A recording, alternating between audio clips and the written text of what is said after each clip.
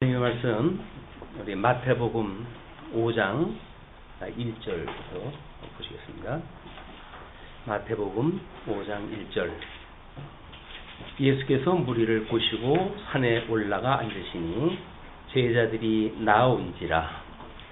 입을 열어 가르쳐 이르시되 심령이 가난한 자는 복이 있나니 천국이 그들의 것이며 애통하는 자는 복이 있나니 그들이 위로를 받을 것이며 온유한 자는 복이 있나니 그들이 땅을 기업으로 받을 것이며 의에 줄이고 목마른 자는 복이 있나니 그들이 배부를 것이며 긍휼히 여기는 자는 복이 있나니 그들이 긍휼히 여김을 받을 것이며 마음이 청결한 자는 복이 있나니 그들이 하나님을 볼 것이며 화평하게 하는 자는 복이 있나니 그들이 하나님의 아들이라 일컬음을 받을 것이며 의를 위하여 박해를 받은 자는 복이 있나니 천국이 그들의 것임이니라.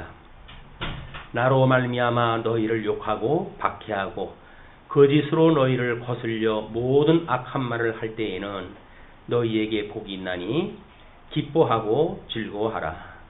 하늘에서 너희의 상이 큼이라. 너희 전에 있던 선지자들도 이같이 박해하였느니라.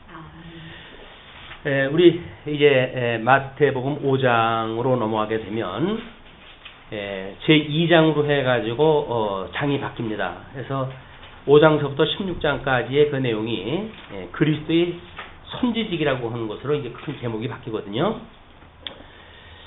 우리 4장까지 언급을 할 적에도 끊임없이 구약에 대한 배경을 우리가 확인하곤 했습니다. 왜냐하면 예수님이 오셨을 때에 물론 예수님이 오시기 전서부터도 마찬가지죠. 그 율법을 받고 선민국가가 가나안 땅 들어가서 누리고 사는 그런 과정을 통해서 볼 때에도 하나님의 말씀을 끊임없이 그들이 듣는다고 하지만은 여전히 그 본질이 왜곡되어져 가지고 하나님의 말씀을 자기네들의 이성에 합당한 대로 받아들이곤 했어요. 그래서 결국은 진리가 왜곡되어지고 예수님이 이 땅에 오셨을 때에도 그 예수님을 알아보지 못하고 십자가에 못 박아 죽일 만큼 말씀의 본질이 훼손되어졌던 겁니다. 그렇기 때문에 우리가 이 마태복음 들어갈 때부터 이 마태복음은 구약 성경을 잘 알고 있는, 내용적으로는 문자적으로는 구약 성경을 잘 알고 있는 사람들한테 지금 쓰는 메시지라고 이렇게 이야기를 했어요. 그렇기 때문에 성경, 구약 성경의 배경을 모르고는 마태복음의 이해를 할 수가 없습니다. 그래서 우리가 마태복음을 들어가면서 끊임없이 지금 구약에 대한 전체적인 그림을 자꾸 확인하는 일은 우리가 이 사람들처럼 구약의 내용을 잘 알지 못하잖아요. 그렇기 때문에 그래도 우리 통섭 성경대론의 관점으로 해서 구약의 논리가 뭔지를 충분히 파악을 하고, 그래서 그런 큰 그림을 가지고, 그리고 이제 복음서를 우리가 확인을 해 나가야, 이것이 이러한 예표적으로 모형과 그림자로 보여줬던 그런 그 언약이 성취되어지는 일이로구나, 라는 걸 확인할 수 있기 때문에, 오늘도 또 구약 성경을 확인하지 않으면 안 됩니다. 왜냐면, 우리 주보에다 그 그림을 이제 그려드렸어요. 하나는 모세가 율법을 수령하는 그런 그 그림입니다. 출애굽기 12장에 보게 되면 하나님께서 모세로 하여금 백성들이 그 거룩한 산에 근접하지 못하도록 경계를 갖다 하거든요. 왜냐하면 그들이 올라오게 되면 하나님께서 칠까 염려되어진다, 이렇게 이야기를 하셨어요. 그래서 그 율법을 이제 백성들은 산 밑에서 보게 되어지는데, 모세가 올라갔을 때에 그 율법을 수령하는 모습이에요. 그래서 이게 이제 번개 또는 구름이 빡빡한 그 구름 이런 것들이 차 있어가지고 아래에 있었던 백성들은 하나님에게 율법을 수령하는 이 두 돌판을 수령하는 모세를 볼 수도 없었어요. 다만 두렵고 떨리는 그런 그 환경만 지금 있었던 거거든요. 그런데 이제 우리 마태복음 5장에 들어와 가지고 예수님이 복음을 증거하기 시작을 하시는데 5장서부터 7장까지를 보통 산상수훈이라고 이렇게 이야기를 합니다. 그리고 산상보훈 이렇게 해서 윤리적인 관점으로 해가지고 보통 5장, 6장, 7장을 이해했다 해요.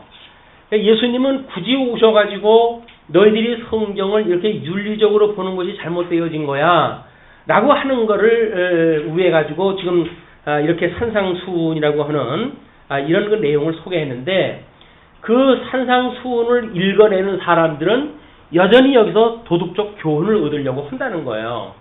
그러니까 하나님에 대한 그 계시를 우리는 이해를 하지 못하고 인간의 그런 그 이성으로 수용할 수 있는 이런 그 내용으로 성경을 우리가 보기 때문에 성경이 또 왜곡되어지고 이 말씀을 하시는 예수님조차도 사람들은 제대로 그분이 어떠한 분인지를 알지 못하게 되어지는 겁니다. 이게 이제 안타까운 일이지만 그럼에도 불구하고 뭐 우리 그 인도의 깐디라고 하는 사람이 아주 유명한 말을 갖다 했어요.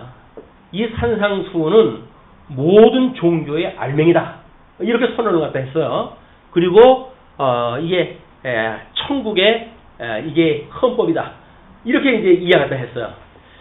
자, 그러니까 그 힌두교인이거든요. 그 인도에 나가 있던 선교사가 깐디를 만났어요. 그러면서 어떻게 선생님은 힌두교인인데 이렇게 산상수훈에 대하여 긍정적으로 이렇게 아름답게 너무나 멋있게 표현해 줘가지고 매우 감사합니다. 근데 어떻게 이제 뭐 그렇게 봤느냐 그런 건 물어보지 아니하고 제가 인도인들한테 복음을 증거하기 위해서 왔습니다. 어떻게 하면 인도인들한테 이 복음을 증거할 수 있을까요? 라고 이야기를 했어요. 그랬더니 깐디가 아주 쉬운 이야기를 했어요. 여러분들이 예수님이 설명을 했던 산상수훈처럼 행동을 보이십시오. 그러면 아마 모든 인도인들이 그 예수를 믿을 겁니다. 이렇게 이야기를 했어요. 뭐 우리 두 가지 측면으로 볼 수가 있습니다.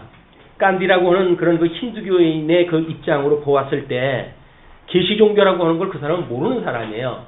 해 아래 종교에 이제 있는 사람이니까 거기서 윤리적인 어떤 멋있는 덕목을 그가 발견했다 했는지도 모르죠. 근데 역설적으로 우리가 성령의 충만함을 받는 그런 그 입장에서 봤을 때 예수님도 그런 이야기를 했거든요.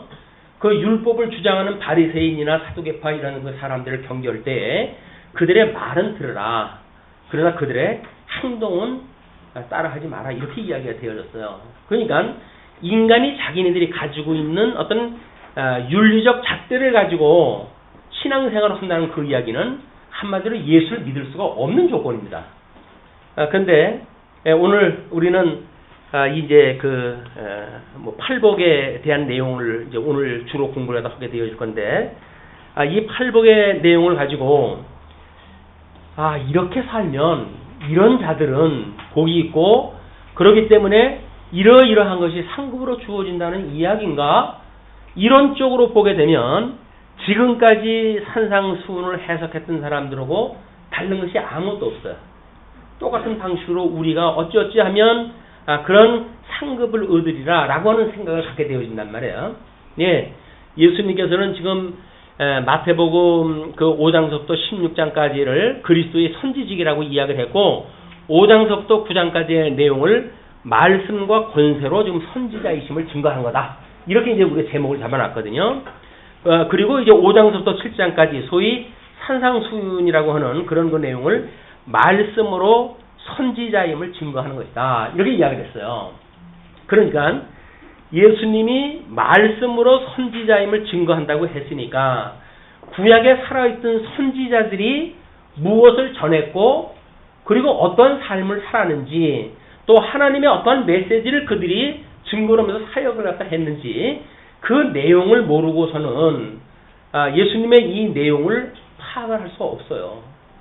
구약 성경을 전제하지 아니하면 이 팔복이라고 하는 내용은 엉뚱한 대로 갈 수밖에 없습니다. 그렇기 때문에 좀 번거롭고 또 때로는 맨날 왜 구약 이야기를 또 하냐 이렇게 생각하실지 모르나 불가피하게 우리 구약 성경을 다시 한번 언급을 갖다 해야 이래서 구약 선지자들이 하나님의 말씀을 증거하기 위해서 고난을 당했구나. 그럼 이 고난을 당한 이유를 알아요.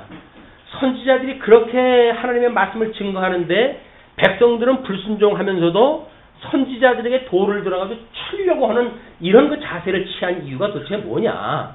어떤 말씀을 증거했길래 그들은 귀를 틀어막고 선지자들을 오히려 치려고 했느냐라고 하는 우리 내용을 확인할 필요가 있는 겁니다. 왜냐하면 지금 우리 왼쪽에 있는 시내산에서 율법을 하는 그 모습하고는 다르게 오른쪽에는 산에 올라가지고 예수님이 자유로운 모습으로 해가지고 거기 여자들과 남자들과 어린아이들과 이렇게 함께 있는 데서 지금 천상의 그 복음을 증거하는 내용이 그림으로 이렇게 그려져 있잖아요. 그러니까 옛 언약과 새 언약에 대한 어떤 비교가 극적으로 우리가 성령의 감동을 받아가지고 뒤집어지지 않으면 과거에 육적으로 보던 방식으로 그대로 볼 수밖에 없다는 거예요. 그렇게 되어지게 되면 우리는 신앙생활을 여전히 눈에 보이는 그런 개념을 가지고 살아갈 수밖에 없어요. 그렇게 보면 이제 이 예수님이 증거했던 팔복은 가뜩이나 복 좋아하는 사람들이 그 복을 받기 위해서 얼마나 노심쳐서 하겠습니까? 그러나 하나님께 주시는 복은 그들한테 주신 것이 아니라는 이야기예요. 그렇기 때문에 지금 그 1절에서 그렇게 이야기를 하잖아요. 예수께서 무리를 보시고 산에 올라가 앉으시니. 그래서 구약의 율법이 하나님이 모세가 올라갔을 때 모세가 올라가 가지고 하나님 앞에 계명을 받고 백성들한테 내려오지만 이제 새 언약을 주시는 주님께서는 산의 모든 제자들을 함께 있으면서 말씀을 증거한다는 거야. 그렇기 때문에 돌 위에 새겼던 율법과 신비에 새겨지는 우리들의 이 복음이라고 하는 두 가지 측면으로 이걸 봐야 됩니다. 그러면 신비에 새기는 신비에 새기는 이런 그 말씀이라고 하면 이미 서신서까지 나가야 그 개념을 우리가 파악되잖아요. 그러니까 신비에 우리의 이런 마음밭에 하나님께서 어떻게 성령의 감동을 받고 상실해서 버렸던 우리들의 마음 이것을 회복해 해가지고 하나님의 말씀을 들어 깨달아 알 수 있도록 하나님이 섭리하시는가 라고 하는 우리들이 소위 말하는 인식론 전반에 대한 것이 이해가 없으면 또 안 되는 이야기예요. 오늘 이야기는 이제 5장을 열어나가기 때문에 복잡하기도 하지만 팔복이라고 하는 특별히 모든 사람들이 봤을 때에 윤리적으로 어떤 방점을 찍고 이렇게 연구를 하기를 좋아하는데 그걸 뒤집어가지고 설명을 하려니까 소설이 길 수밖에 없어요. 그럼 조금만 우리가 이제 한눈을 파게 되면 우리는 율법적으로 갈 수밖에 없고 행위로 갈 수밖에 없고 윤리적인 쪽으로 갈 수밖에 없다. 이제 그런 그것을 염두에 두시고 이제 한번 보십니다. 예수께서 무리를 보시고 산에 올라가 앉으시니 제자들이 나오는지라. 물론 제자들은 이제 예수님이 4장까지 복음을 증거하고 이제 표적을 보이고 이렇게 해가지고 12명 세웠던 사도 12명을 제외한 또 무리들이 있었겠죠. 이제 그 사람들을 총칭해가지고 제자들하고 이야기를 하는 겁니다.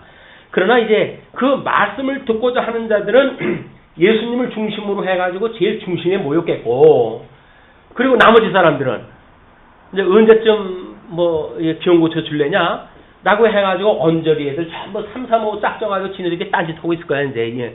해가지고, 예수님이 지금 산에 올라가지고 말씀을 증거한다 그러니까, 제자들 12명은 제일 예수님 측면에 이제 앉았을 것이고, 그리고 그 주변으로 해가지고, 또 이제 그 기적을 보고, 복음을, 이렇게 복음의 말씀을 듣겠다고 하는 이 사람들이 그 주위에 있고, 나머지에는 그냥 어중이 떠중이, 그냥 하나님의 말씀에 관심이 없고 병 고친다든가 하는 그런 그 소식을 듣고 왔던 무리들이 아마 그 주변에 쭉 있을 겁니다. 요한계시록에 보게 되면 하나님의 보좌에 대한 그 설명이 나와요. 하나님 보좌 우편에 예수 그리스도가 이제 계셨을 때 거기에 넷의 그 영인 그런 짐승과 그리고 24 보좌가 둘러 있고 그리고 흰 무리를 입은 사람들이 이제 둘러져 있는 모습들이 이제 보입니다.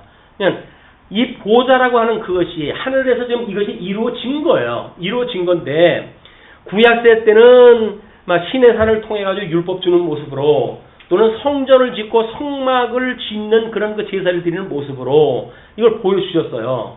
이제 오늘은 예수님이 산에 올라가 가지고 팔복을 말하시는 걸 통해 가지고 복 있는 자, 우리 아담에게 주었던 복을 상실했던 그 복을 둘째 아담이신 예수님이 와가지고 좀 이루시는 내용 아닙니까? 이제 그런 그 내용이기 때문에 우리 아담에게 하나님께서 이제 복을 주시고 그리고 생육하고 번성하라, 그리고 땅을 정복하라, 그 다음에 다스리라 라고 하는 걸로 해가지고 지금 나라를 약속을 해서 했다고 했어요.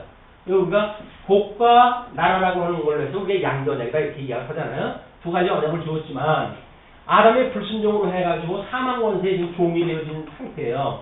근데 이거를 이 실체적인 거를 모형, 너무나 이제 전 우주적인 거니까 이스라엘이라고는 조그만 나라를 들어가지고 모형적으로 이걸 이제 보여준 것이 아브라함에게 언약하신 거라고 이렇게 이야기했어요.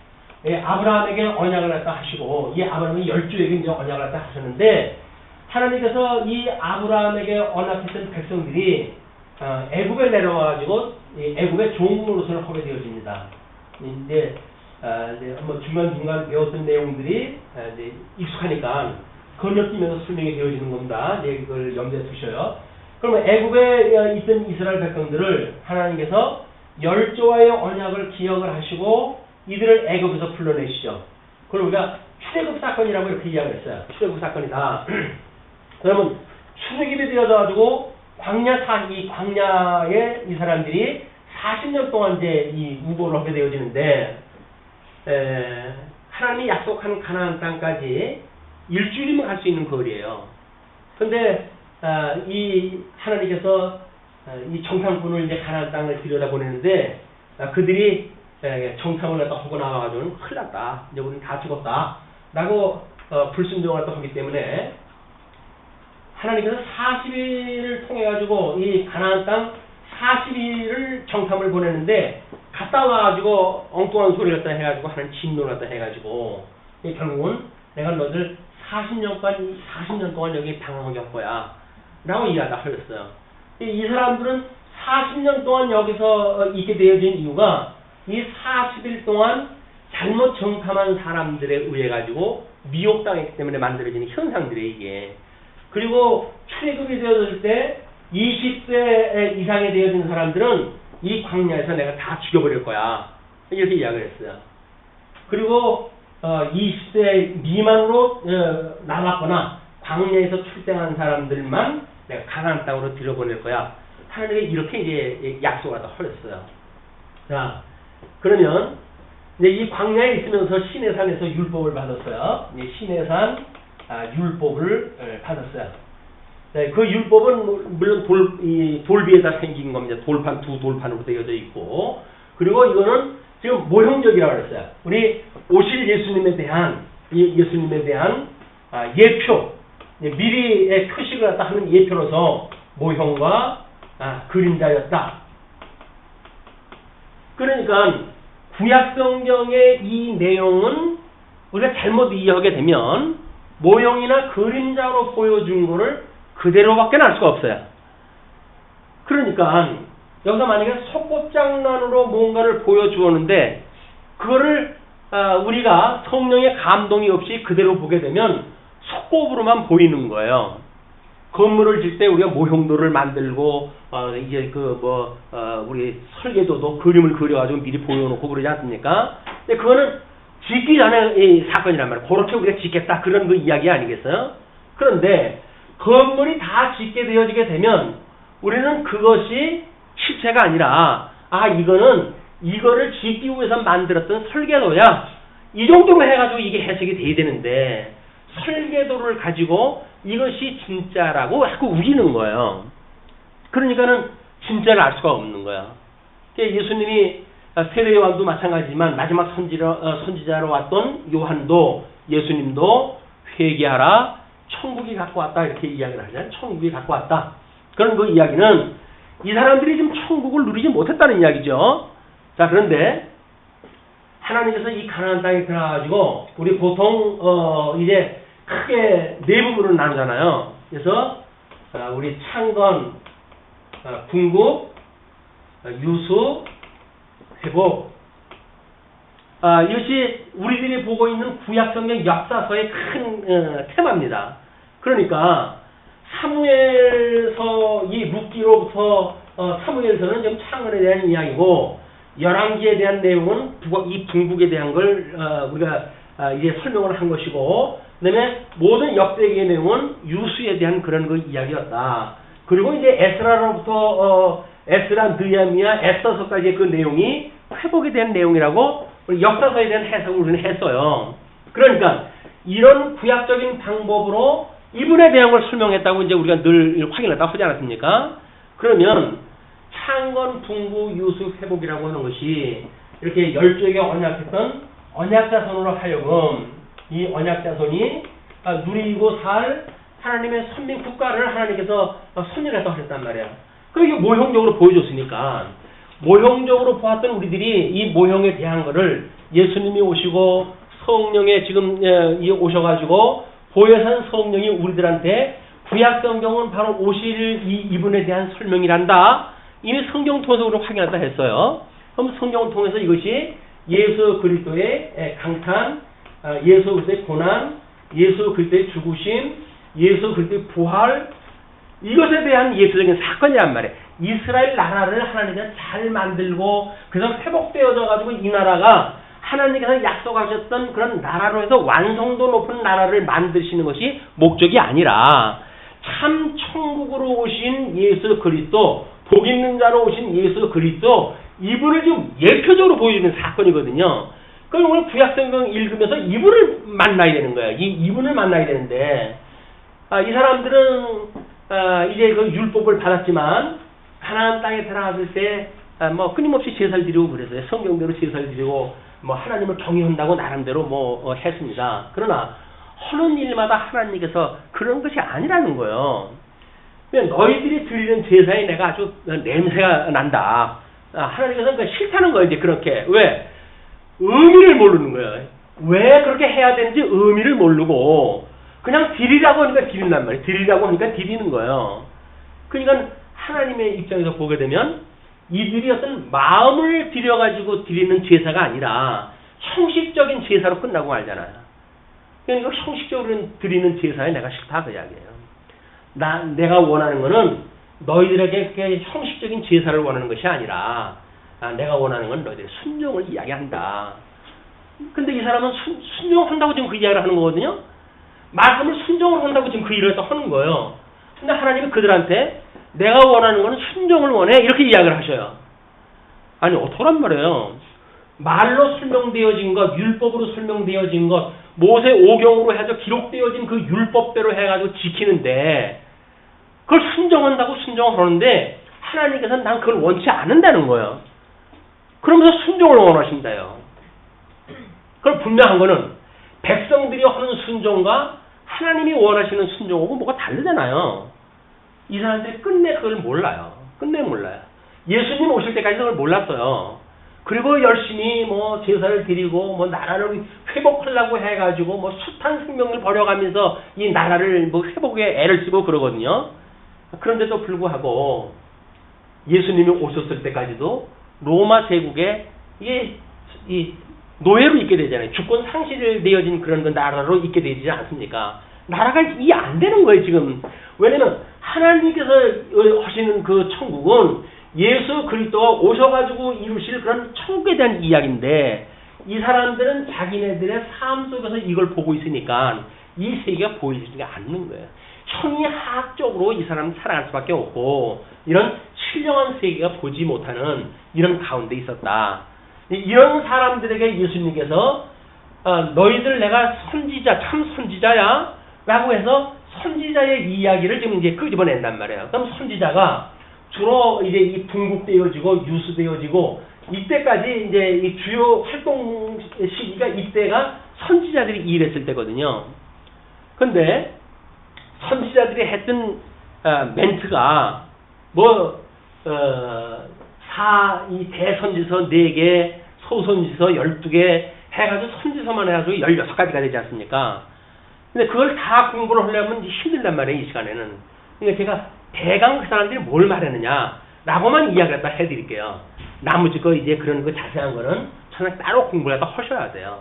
그냥 날로 이걸 이렇게 드실 수가 없어요. 그냥 지금 제가 설명드리는 거는 대충 샘플로 만든 요리만 제가 대접을 갖다 해드리고, 요건 요런 거니까 맛을 보세요. 그 맛을 드리는 거란 말이에요. 근데 그걸 먹고 돈 안 내시고 이제 먹었으면 됐지 뭐 털어버리면 아무것도 아닌 거예요. 그거 맛있네. 그러면 그 맛을 구체적으로 먹어볼까? 해가지고 주인한테 돈 내고 그걸 시키셔야 돼요. 그래가지고 그 요리를 갖다 드셔야 그 이제 진수 성찰에 대한 맛을 아신단 말이에요. 다만 저는 샘플로 해가지고 맛만 드립니다. 그 맛이 뭐냐면, 선지자들이 했던 이야기가 너희들이 왜 이렇게 망했는지 알아? 그 이야기예요. 너희들이 왜 이렇게 망했는지 알아? 그런 그 이야기예요. 그런데 이렇게 너희들이 망한 거는 하나님 앞에 불순종했기 때문이야 라고 해가지고 이 과거에 대한 걸 설명했다 해요. 너희들은 현재 이렇게 망한 거는 과거에 하나님 앞에 불순종했기 때문에 이렇게 망한 거야. 그런데 이거에 대한 근거가 뭔지를 아니? 이것이 모세오경에서 이미 너희들한테 약속을 한 거야. 그게 주보에 소개되어졌던 그런 그 내용들. 지금 이걸 말씀을 구약 성경을 어떻게 하면 이렇게 한눈으로 볼 수 있게 해드릴까 싶어가지고 그냥 있는 공간 다 해가지고 이 다음 공부할 시간 거는 공간까지 감춰가면서 이제 전부 넣었어요. 이제 성구를. 그 이야기는 뭐냐면, 내가 너희들 이렇게 애굽에서 불러낸 여호와인 줄 알게 하기 위해서 율법을 준 거야. 그러니까 너희들이 이쪽에 살 적에는 만사를 언약대로 이루시는 여호와, 이 하나님이 여호와이심을 너희들이 기억을 갖다 하고 그분을 경외해야지. 쓸데없는 거 가지고 생각 두고 살면 안 돼. 하나님은 그렇게 하고 했거든요. 근데 이 사람들 나름대로 선언왕이 와가지고 제사도 잘 드리고 그런 때도 있어요. 근데 끝내 이렇게 망했어요. 근데 선지자들이 너희들이 이렇게 망한 것은 과거에 하나님 앞에 불순종을 했기 때문에 그랬다. 그런 그 이야기예요. 그런데 이 이유는 이미 모세오경에 약속이 되어졌는데, 신명기 약속이 되어졌는데, 너희들이 내가 약속한 땅에 들어가게 되면 속히 나를 다 떠난다고 약속이 되어졌다. 너희들이 나를 속히 떠나고 그럴 때 내가 너희 열방으로 흩어버릴 거야. 그리고 너희들이 보지도 못하고 알지도 못하는 우상을 숭배하면서 그렇게 살게 될 것이야.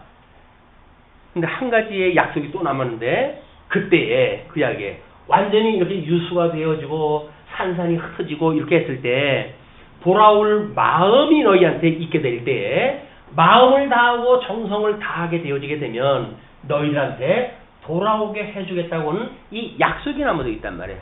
요게 아직 오지 않은 오지 않은 미래, 오지 않은 미래. 그러니까 과거, 현재, 미래에 대한 그 역사의 해석을 선지자들이 끊임없이 이스라엘 백성들한테 한 겁니다. 너희들 현재 이렇게 망한 거는 과거에 불순종했기 때문이야. 그러나 하나님의 약속이 남아져 있는데 그 약속은 미래에 너희들을 회복해준다고 약속이 되어져 있어. 그러니 너희들 지금이 하나님 앞에 돌아오기를 힘을 썼으면 좋겠다. 이 이야기를 한 거예요. 자, 그렇으니까 예수님께서 산에 올라가지고 입을 열어 이게 이야기를 하시기 시작을 하는데, 물론 입을 연다고 하는 그 이야기가 사도행전에 사도들이 하나님의 복음을 증거할 때 입을 열어 복음을 증거했다든지 이런 이야기가 나와요. 어떻게 보게 되면 성령께서 우리들에게 무엇인가를 불어 넣어 주시는 그런 것이 함유되어져 있는 개념이겠죠. 성령의 감동을 줄 수 있는 말씀이 지금 전파가 되어진단 말이에요. 그걸 구약성경에서 시편 몇 절에 입을 열어 가르쳤다든지 이런 걸 바로 끌어다 대는 거는 너무 지엽적인 근거라고 그랬어요. 우리가 구약성경을 예화로 들 적에 한 구절 한 구절을 끌어다 대는 거는 가장 나쁜 예다. 뭔가 구조적으로 그걸 우리가 이해를 해야 그것이 무슨 의미인지를 알지. 성경 구절 한 구절을 끌어다 썼는데 그 구절이 무슨 뜻인지를 몰라. 그러면 근거에 아무런 의미가 없잖아요. 그 근거를 찾으려고 한다면 또 성경 전체를 또 봐야 돼. 그러니까 우리가 신약성경을 이야기할 때 구약성경을 인용을 할 때는 적어도 그 사건의 전말을 이해할 수 있는 어떤 장이나 절이나 이 정도의 어떤 문구를 가지고 이용하다 해야 된다. 구조적 이해가 없으면 안 된다 그 이야기예요. 이해가 불가능하다 그 이야기예요. 그래서 이 예표적으로 보여줬던 구약적인 언약을 나름대로 구조적으로 이해하다 했을 때 예수님이 이제 하신 말씀이 이해가 되어질 거예요. 자, 선지자가 이렇게 살려갔다 했어요. 너희들 현재가 망한 거는 과거에 너희들이 잘못했기 때문이야. 그러나 미래에 너희들을 회복해준다고 하는 이것이 남았으니 하나님께 돌아오기로 힘을 써라. 그런 그 이야기였어요. 자, 이제 5장 3절부터 이야기가 시작이 됩니다. 심령이 가난한 자는 복이 있나니 천국이 그들의 것이며, 여기서 그들이라고 하는 건 누굴까요? 그들이라고 하는 건 우리 문장으로 봤을 적에는 심령이 가난한 자를 이야기하겠죠. 왜 심령한 자가 복이 있다고 그랬으니까 그 심령한 자, 복이 있는 그 심령이 가난한 자가 천국이 그들의 것이란 말이에요. 하나님께서 회개하라 천국이 가깝다 이렇게 이야기를 했잖아요. 그럼 여기서 회복된다고 하는 거는 선민국가의 회복을 이야기를 하는 겁니다. 그럼 선지자들이 선민국가가 다시 회복을 갖다 할 것이야. 모형적으로 이거 설명을 했으니까 심령이 가난한 자는 복이 있다. 그럼 하나님께서 우리 예수님이 이 복의 근원이 되신 분이에요. 이제 복으로 오신 분이에요. 양대장을 했던 그 복으로 오신 분이 이분이란 말이에요. 복을 다시 회복시키 주신단 말이에요. 여기서 이 하늘 주셨던 이거를 우리가 상실했다 그러잖아요. 상실했다. 이 상실한 것을 둘째 아담이신 예수님을 통해서 회복하신다. 이렇게 이야기해요. 회복하신다. 그러면 복과 나라가 두 개가 다 이루어져야 되지 않겠어요? 근데 회개하라 천국이 갖고 왔다. 라고 하면서 지금 복을 선언을 갖다 하신단 말이에요. 이 복이 심령이 가난한 자가 복이 있대요. 그럼 심령이 가난한 자를 우리가 여기서 확인을 갖다 해야 될 거 아니겠어요? 심령이 가난하다고 하는 그 이야기는 이렇게 눈으로 보이는 어떤 이렇게 가시적인 가변적 그런 그 상황에 족하는 삶을 사는 것이 아니라 여전히 유수되어지고 이스라엘 백성들은 지금도 마찬가지지만 어디를 갖다 놔도 상대히 그 사람들은 부자가 되는 사람들이에요. 얼마나 경제적인 그런 은사가 있는지 갖다가 한 달만 되면 돈을 벌어가 좀 끌어가지고 이 재산을 쌓아놓거든요. 유럽에서 미움받은 것도 그것 때문에 그러는 거예요. 그 재산을 뺏어가니까 재산 전부 몰수해가지고 그냥 뭐 항구적에다 갖다 그냥 포로로 갖다 놓고 그러잖아요. 그래도 또 거기서 살게 되면 또 돈을 모아. 그래가지고는 이 사람들이 돈 버는 재주가 있는 사람들이거든요. 근데 하나님께서 자 지금 바벨론의 포로로 끌려갔어요. 바벨론이 그럴듯한 나라입니다. 거기에 그 유브라데스 강이라든지 티그리스 강이라든지 그 주변으로 해가지고는 녹색지 지대예요. 아주 곡창지대고 충분히 먹을 것이 넉넉한 곳입니다. 그런데 그쪽으로 끌어가가지고 나름대로 이 사람들은 종교적인 자유는 없었지만 때로는 이런 노예로 살아가는 것이 아니라 거기에서 살 수 있는 여건을 이제 마련해주는 그런 그 시대들이 지나가지 않습니까? 그때마다 이들이 살게 됐을 때 70년이면 한 두세 대 되겠죠. 이거 70년 만에 지금 회복이 되어지니까 유수되어진 지 70년 만에 회복이 되어지니까 근데 이 회복되어질 때 사람들이 예루살렘으로 돌아가자라고 이야기했을 때 안 갑니다. 왜? 여기서 이미 자리 잡고 살기 시작을 했어요. 근데 굳이 여기를 왜 가요? 이게 사막, 아무것도 없는 이제 황폐가 된 그 동네인데, 예루살렘 성이고 뭐고 다 이제 불타가지고 없고, 여기서는 이미 자리 잡고 있는데, 안 가는 거예요. 그냥 회복할 적에 에스라 느헤미야에 이르기까지, 이 세 차례에 걸쳐가지고, 귀한되고 그래요. 그러면 안 가요. 아니, 제일 처음에 갈 적에는 제사장들이 안 가가지고, 이 성전을 짓고 그러는데 제사장들이 없는 거예요. 그냥 할 수 없이 가가지고 제사장들 다리 몰아가지고 또 오잖아요. 왜? 제사장들이 여기서 잘 먹고 사는데, 여기가 되면, 11조로 해가지고 내는 거나 먹고 살아야 되는데, 거지같이 사는 사람들이 11조를 내면 뭘 내겠어요. 보나마나 자기네들이 처지게, 뻔하잖아요. 그냥 안 가는 거야. 하나님의 마땅히 제사직을 감당해야 될 그런 사람들이 먹거리 때문에 안 내려가고 지금 포로로 되어져 가지고 하나님의 절대 주권 아래에 있어야 될 사람들이 하나님이 아니라 세상 왕들의 이 어떤 주권 아래에 있으면서 그럼에도 불구하고 거기 유유자적 그냥 사는 거예요. 우리 이제 예수님을 믿고 구원을 받았습니다. 하나님 나라에 우리 이 하나님 나라의 성도가 됐어요. 근데 과연 우리들도 이 사람들과 다른 생각을 과연 가지고 살까? 라고 하는 것이 우리들이 한번 생각할 문제란 말이에요. 눈에 보이는 것에 만족하는 사람들은 심령이 가난하지 않아요. 아니 먹을 것이 지천이고 뭐 살만한데 이제는 자자손손 애 낳고 살만한데 심령이 가난할 게 뭐가 있습니까? 그런데 하나님의 감동을 주신 분들이 있어요. 여기서 감동을 주신 분들은 늘 마음이 아픈 거예요.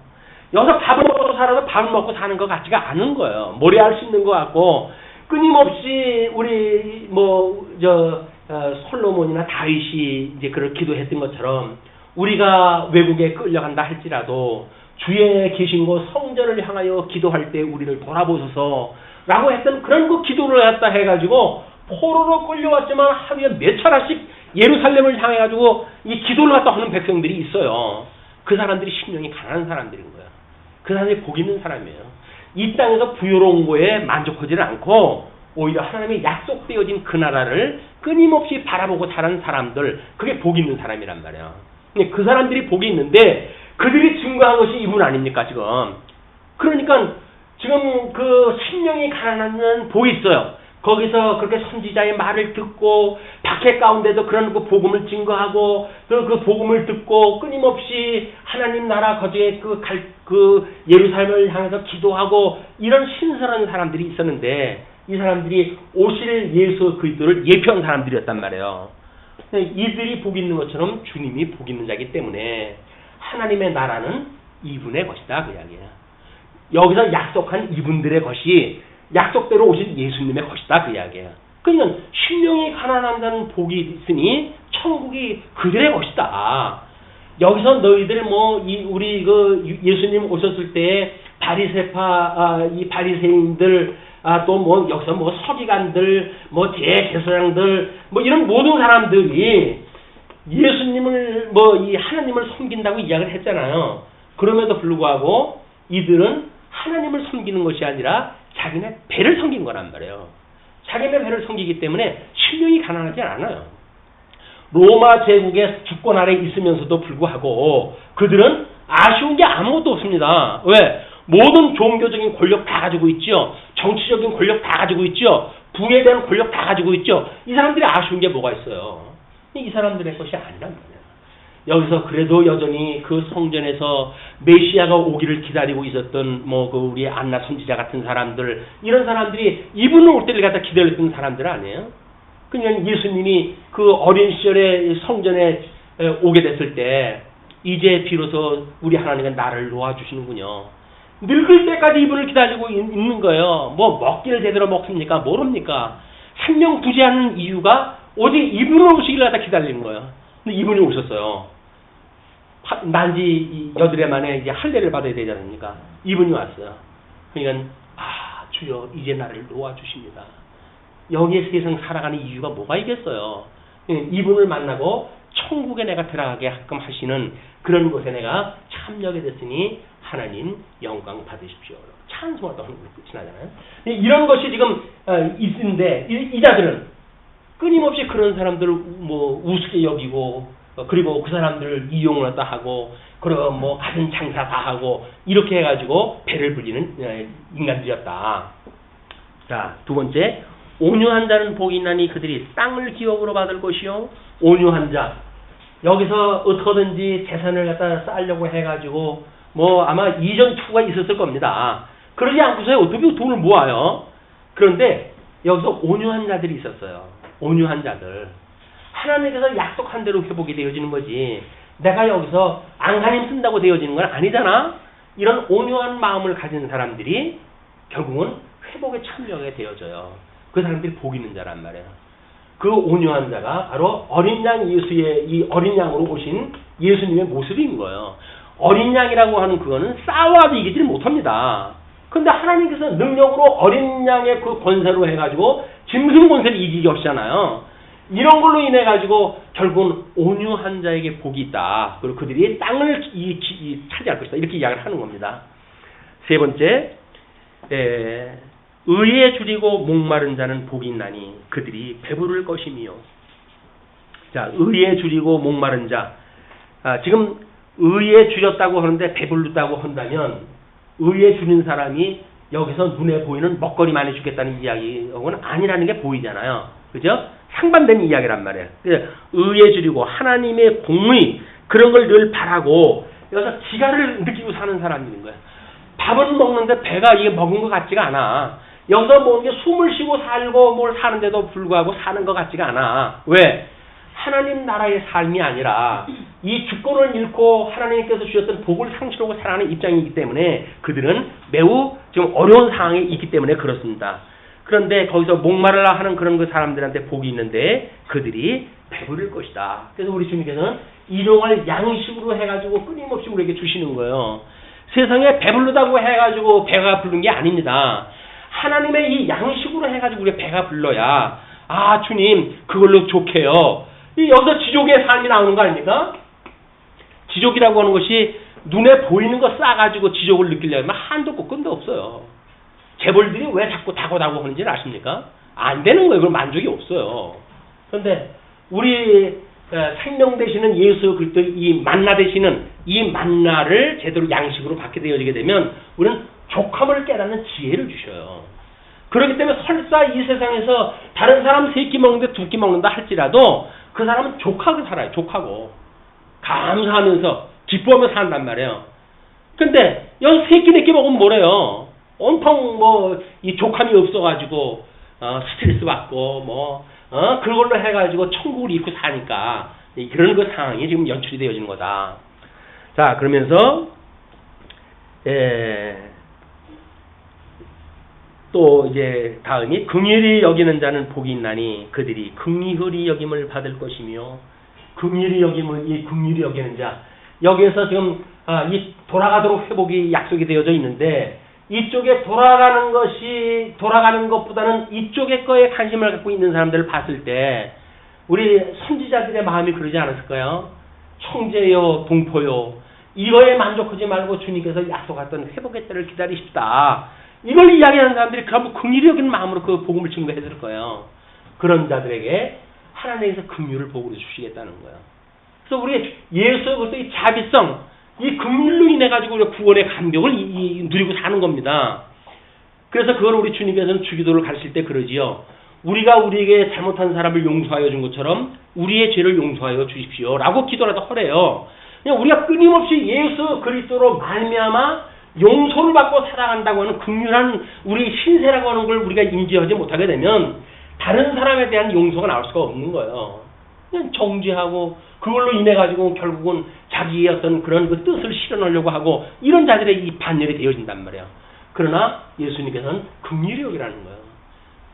그 이 땅의 걸 가지고 뭔가를 올인하고 하는 사람들을 긍휼히 여기서 이렇게 신령한 것, 하나님의 나라를 소망으로 하는 것, 이것에 살아갈 수 있도록 전도하는 것. 이것도 우리가 말씀을 증거하는 일이겠죠.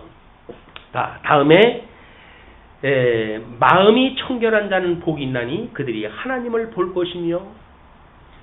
우리 로마서에서 인간의 타락을 이야기할 때 우리 마음을 뭐라 그래요? 이걸 우리의 마음, 이 마음을 어디다가 두었다 그러죠? 이걸 상실한 마음에 두었다 그렇게 해요. 상실한 마음.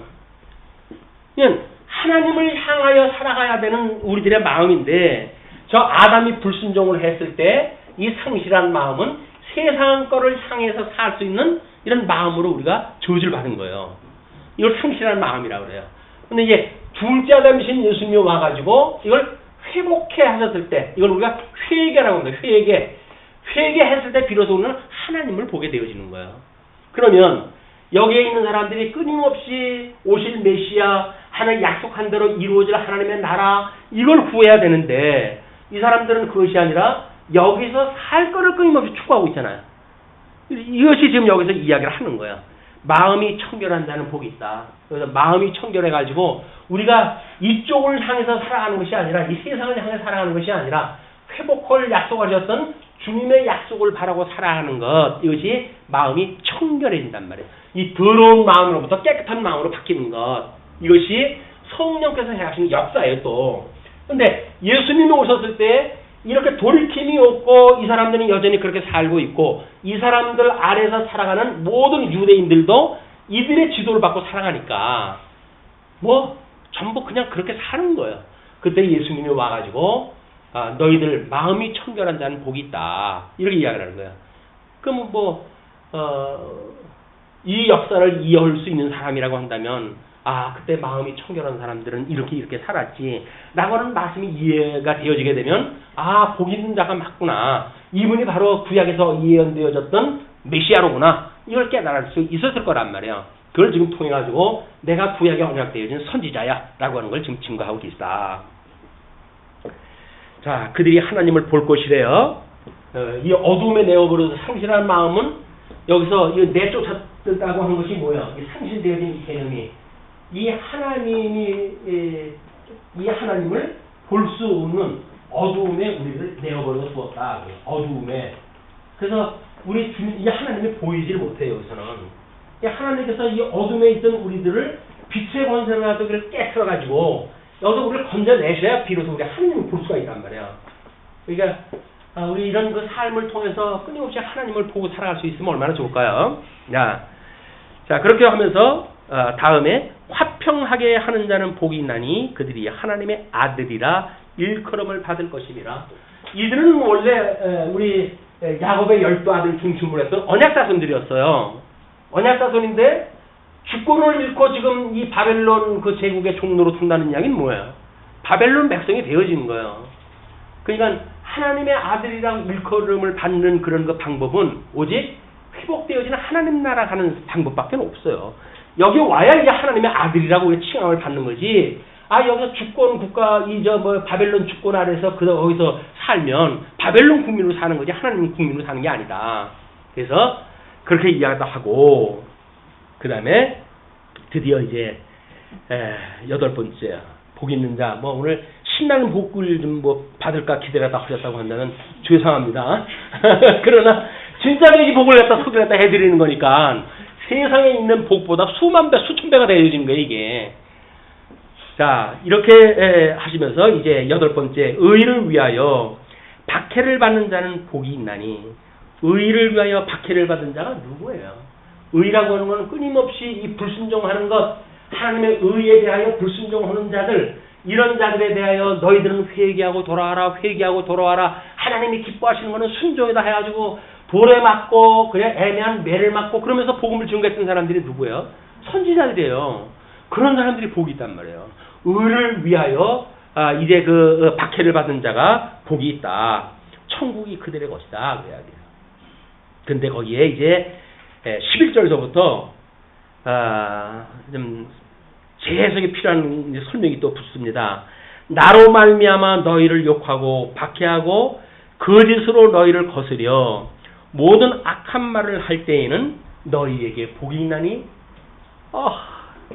우리한테 복이 있는데 우리한테 복이 있으려면 어떻게 되어진다고요? 예수님이 너무 끔찍한 그 복에 대한 거 그런 복이라면 주님 사양하겠어요. 이렇게 하고 싶을 만큼의 복을 갖다 조건을 이야기를 하는데 나로 말미암아 너희를 욕하고 박해하고 거짓으로 너희를 거스려 모든 악한 말을 할 때에는 너희에게 복이 있다. 우리 복음을 증거할 때 저놈 죽여라 라고 하는 말을 갖다 하게 되면 우리 복 있는 사람들이에요. 근데 우리가 예수님 믿으세요. 예수님 믿으면 의에 이런 그 환란이 있지만 환란 날을 우리가 기뻐하랍니다. 예수님을 믿으면 우리가 환란을 당하게 되어진다라고 복음을 증거하면 세상에서 뭐라 그래요? 저놈 죽여라 그러죠. 근데 그건 진짜 마음에 안 맞아서 죽이라는 거예요. 지금 이 좋은 세상에 실컷 그냥 천배만배 꾹꾹 눌러주는 복을 갖다 받고 싶은데 무슨 예수를 믿으면 박해를 받는 데는 남은 고난을 채우려는 둥 이런 이야기가 성에 안 차는 거예요. 근데 예수님께서는 그런 자들한테 복이 있대요. 그러니까 우리한테는 그래도 우리는 그 강론을 그렇게 듣고 이해해가고 있으니까 우리한테는 소망이 있는 거 아니에요? 우리는 복 있는 사람이구나. 이런 우리는 소망이 있는 거예요.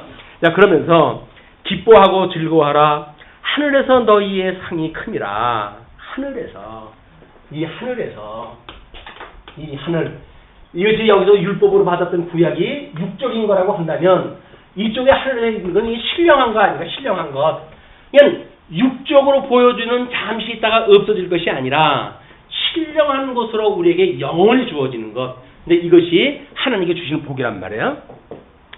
자, 그런데 좀 까다로운 설명이 이제 또 붙습니다. 이제 13절에서부터 16절까지 우리가 이제 확인하다 해갈 건데, 너희는 세상의 소금이니 소금이 만일 그 맛을 잃으면 무엇으로 짜게 하리요? 그 후에는 아무 쓸데없이 다만 밖에 버려져 사람에게 밟힐 뿐이니라. 자, 우리 이제 이런 걸 성경학자들이 뭐 소금에 대해서 연구를 갖다 하고 많이 이제 연구를 갖다 했어요. 소금의 효능이 뭐냐? 부패 방지에다 제일 먼저 이제 부패하지 않게끔 하는 것이 소금이다. 소금에 절이면 오랫동안 저장이 되어지니까. 근데 원형이 그대로 있는 건 아니죠. 배추를 갖다가 거기다 절이게 되면 완전히 절인 배추가 되지 생배추로 보관되는 건 아니잖아요. 썩는 걸 뭐 부패는 방지가 될지 모르지만 그 배추의 원형은 바뀌고 마는 겁니다. 그런 식으로 이거를 보면 될까요? 과연? 한번 보세요. 그냥 읽어보세요. 거기서 뭐 다 우리 알 수 있는 한글로 되어져 있는 거니까. 너희는 세상의 소금이래요. 그럼 나는 소금이에요. 그런데 소금이 만약 그 맛을 잃으면 무엇으로 짜게 하리요? 그 기능을 다하지 못했을 때에는 후에 아무 쓸데없어 다만 밖에 버려져 사람에게 밟힐 뿐이니라. 성경이 말하고자 하는 건 뭐를 이야기한 거예요? 이 소금의 기능을 뭘 갖다 이야기한 거예요? 그냥 간이에요. 짜게 하는 것이 그 기능이라니까요. 왜 엉뚱한 걸 뭐 찾아요? 여기서 율법이나 어떤 윤리적인 측면에서 보려고 하니까 부패 방지니 뭐 해서 뭐 더러운 삶을 어떻게 하고 이런 거에 이 포커스가 맞춰지는 거예요. 다른 거는 성경 본문대로 또 안 읽고 이거는 성경을 엉뚱하게 또 읽어가지고 이 본문대로 안 읽는 거예요. 본문에서 그러잖아요. 소금인데 소금이 만일 그 맛을 잃으면 무엇으로 짜게 하리요? 소금의 맛이라고 하는 그 이야기는 뭐예요? 짜게 하는 거예요. 그럼 짜게 하는 이유가 뭐예요? 짜라고 하는 소금을 이렇게 팔복을 쭉 이야기하고 그 이야기를 나오는 이야기는 전후 맥락이 뭐가 있을 거 아닙니까? 그렇다면 무슨 얘기예요? 그냥 뭐 말 안 해도 이제 아실만 하시겠죠? 왜 그런 얘기를 했는지. 이쪽으로 이 육적으로 살던 구약적인 삶이 그냥 일상이었어요. 이 사람들이 이스라엘 사람들은 그냥 일상이에요. 끊임없이 다른 나라 쳐들어 와가지고 또 뭐 주권이 바뀌고 뭐 어떻게 해도 그저 여전히 양치고 뭐 농사짓고 그냥 먹고 살고 이 사람들 일상이었다니까요. 근데 하나님 나라고 뭐고 그냥 다 관심 없어요. 그냥 여기서 하루 세 끼 먹고 살면 되지. 무슨 하나님의 나라면 또 어떤 놈이 들어와가지고 무슨 뭐 우리 제국이 되면 무슨 소용이 있냐 이렇게 이야기를 하잖아요. 이게 정치에 사람들의 매력을 잃게 되어지는 그런 원인입니다. 우리나라도 뭐 정치에 관심이 있는 것 같지만 아이고 이놈 저놈 찍어봤더니 다 소용없더라 이렇게 하잖아요. 그래가지고 뭐 표에 대한 관심도 없고 정치에 관심도 없어요. 지네들끼리 뭐 떠들고 싸우고 뭐 국민의 뜻이 어떠니 그렇게 이야기를 하지 국민들 그런 게 관심도 없어요. 배만 부르게 좀 해달라는 거예요. 경제를 좀 잘 돌아가게 해서 먹고 사는데 불편함이 없도록 해다오. 그렇게 이야기를 할까 하지 무슨 누가 대통령이 되고 뭐 그런 거 원하는 사람 없어요. 누가 대통령 되면 어때요? 어차피 내 거 상관없는데. 다만 나한테는 그냥 배불리 잘 먹고 내가 이 어떤 주권국가의 국민으로서 그냥 살아갈 수 있는 그런 사람이면 되지. 우리가 뭐 거기서 뭐 어떤 정책이 어떻게 해야 되고 꼭 그렇게 돼야 됩니까? 그런 거 없어요. 백성들은. 이 일반 백성들은 그렇지 않아요. 그걸 우리가 일상이라고 하는데 일상. 근데 보통 사람들은 일상에서 뭘 하다 꿈꾸지요? 일탈을 꿈꿔요. 왜? 너무 지루하거든 이게. 야 인생이 이렇게 살다 끝나는 거야? 이렇게 살 바야 수제 어디 한번 모험을 갖다 할까? 그래가지고 일탈을 갖다 하는 거예요. 근데 그 일탈이 영원한 일상에 대한 거를 피하는 방법은 아니잖아요. 이 일상에 대한 것이 의미를 우리가 발견하지 못하게 되면 우리는 이 일탈들은 감당이 안 돼요. 그러면 그 일상에 주는 의미가 무엇일까요? 이 의미를 우리는 하나님의 기뻐하시는 뜻이라고 이렇게 해석을 합니다. 그렇죠? 하나님의 기뻐하시는 뜻이 무엇인지를 모르게 되면 우리는 그냥 먹고 마시고 그래 사는 것이 인생이라고 살다가 안 되니까요. 그러나 여기서 어떤 하나님이 무엇을 계시하시고자 했는가? 이거 우리가 하나님의 계시라고 이렇게 이야기했어요. 우리 계시 중심으로 해가지고 이해를 하니까 하나님의 계시의 그 뜻이 무엇인지를 다 알았을 때 우리들의 일상은 그 일상이 지루함이 아니라 매일매일이 새롭게 되어진 변화란 말이에요. 이 변화를 우리는 못 느끼게 되면 새로운 생명을 못 느끼게 되면 여전히 그냥 먹고 사는 거에 지쳐가서 사는 거예요. 거기서 뭐 특별한 거 무슨 자극을 받기 위해 가지고 때로는 마약도 하고 뭐 이렇게 하지만 아니 뭐 그 재벌 자식이 뭐가 아쉬운 게 있다고 해가지고 마약을 했겠어요. 근데 일상으로 가지고 살 재미가 없다니까요. 그냥 이걸 마약을 또 하는 거예요. 마약을. 그럼 뭐가 좀 달라질까? 달라지게 뭐가 있어요? 뭐 이건 열 몇 개를 가지고 뭐 몇 달 만에 맞췄다 그러는데 그 정도로 못 맞는답니다. 그 정도 맞출 수 있다고 한다면 한 달 맞았다가 그 다음에는 3주 만에 맞고 2주 만에 맞고 1주 만에 맞고 자꾸 짧아진다는 거예요. 왜? 맛을 알았는데 이 맛을 알았는데 이쪽으로 돌아가고 싶겠어요? 근데 이쪽으로 오는 방법이 있어요.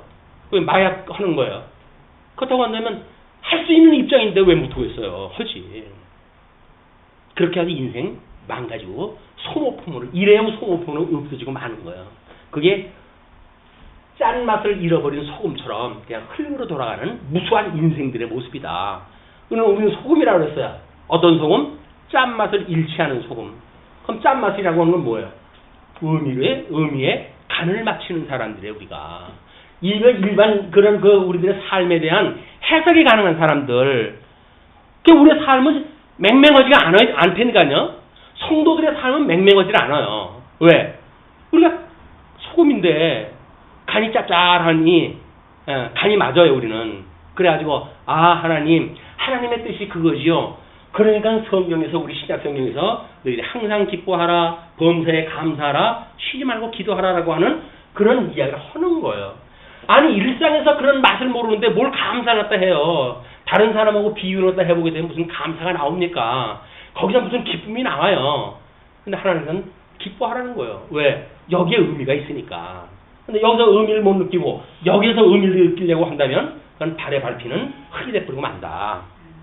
자, 또 한 가지 이야기가 너희는 세상의 빛이라 산 위에 있는 동네가 숨겨지지 못할 것이요 사람이 등불을 켜서 말 아래에 두지 아니하고 등경 위에 두나니 이러므로 집안 모든 사람에게 비치느니라. 이거 뭐 설명이 필요 없죠? 그냥 읽으면 그냥 그거예요. 그냥 그 문장들만 읽으면 돼요. 그러놓고 이같이 너희 빛이 사람 앞에 비치게 하여 그들로 너희 착한 행실을 보고 하늘에 계신 너희 아버지께 영광을 돌리게 하라. 착한 행실이 뭐예요? 우리 여기 성경 학자들이 그렇게 추구하려고 했던 윤리적 삶을 이야기를 할까요? 이 기쁘신 뜻이 하나님의 이 기쁘신 뜻, 이게 선하신 뜻이에요. 그러니까 하나님의 이 기쁘신 뜻은 이 기쁘신 뜻은 온전하고 선하고 이것이 하나님의 기쁘신 뜻이라니까요. 기뻐하시고 온전하시고 선하신 뜻, 이것을 우리가 분별하는 게 영적 예배라고 그랬으니까 성도가 영적 예배로 산다는 이야기는 하나님의 이 뜻을 아는 거예요. 그러면 선하다고 하는 그런 우리의 삶은 뭐예요? 예수가 그리스도라고 고백을 하는 삶인 거예요. 우리가 죄를 졌습니까? 내가 맞아요, 죄인입니다. 근데 우리 주님이 나를 용서해 주셨어요 라고 하는 복음을 증거하며 사는 거예요. 그걸 놓쳐놓고 나는 죄인이에요. 그래서 나는 뭐 어쩔 수가 없어요. 다른 사람들이 이렇게 사는 것보다 더 죄인이에요 라고 겸손을 갖다 한다고 될 문제가 아니라니까요. 우리는 다 죄인이에요. 그럼에도 불구하고 대속주 되시는 우리 예수님이 나의 모든 죄를 용서해 주셨답니다. 그걸 자랑을 갖다 하는 거예요. 동대방에 자랑을 갖다 하는 거예요. 나는 죄인입니다. 근데 우리 주님이 나를 용서해 주셨어요. 여러분 죄가 있어서 뭐 이 세상을 살기 어렵습니까? 우리 주님한테 오세요. 이걸 갖다 선언을 갖다 하는 거예요. 이걸 놓치게 되면 목사가 윤리적인 삶을 갖다 안 살면서 복음을 증거하는 것이 이게 모순이다. 목사가 자기 삶을 소개하는 겁니까? 목사는 성경을 가르치는 거예요. 성경이 뭐라고 말하는 거 중요하지. 물론 뭐 거기서 윤리적인 걸 갖다가 무슨 무시한다는 이야기는 아니죠. 그렇지만 그게 포커스가 거기에 맞춰지는 게 아니다. 그래서 우리가 이야기하는 내용이 그겁니다. 그러니까 너희의 착한 행실을 보고 하늘에 계신 너희 아버지께 영광을 돌리게 하라. 하나님이 저 아담에게 언약했던 그를 만사만물을 언약한 대로 이루시려고 둘째 아담 예수님을 보내주셔가지고 여전히 죄 아래 종로로 타진 자를 불러내가지고 저 양대 언약을 이루어가시는 만군의 주 여호와시구나. 저 하나님이 만사를 언약대로 이루어가시는 분이로구나. 이걸 속들한테 해라 그 이야기예요. 이건 증거하면 되는 거예요. 우리는 예수 그리스도 증거하면 되고, 그래야 그렇게 살다 보게 되면 그런 열매를 맺게 되는 거지요. 열매 맺는 거는 열매지, 우리가 그 열매가 내가 연출을 갖다 해가는 게 아니다. 그냥 그렇게 신앙 고백을 하면서 살아가게 되면 하나님 맺게 해주시는 성령의 열매요, 의의 열매요, 복음의 열매다. 그 복음의 열매로 심령의 평강을 누리고 한 주간 지내시기를 바라면서 말씀을 줄이겠습니다. 기도하시죠.